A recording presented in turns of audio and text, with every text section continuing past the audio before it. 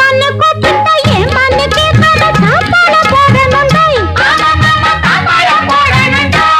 கொஞ்சிரு கொஞ்சிரு தாப்பாளா அது எதுக்கு?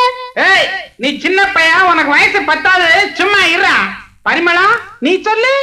மாமான்னு கூப்பிட்டா என் மண்ணு கேட்காத தாப்பாள போடணுண்டாய். மானன்னு தேனின்னு மல்லிகை பூ வச்சு மாரோட சாய்க்கணுண்டாய்.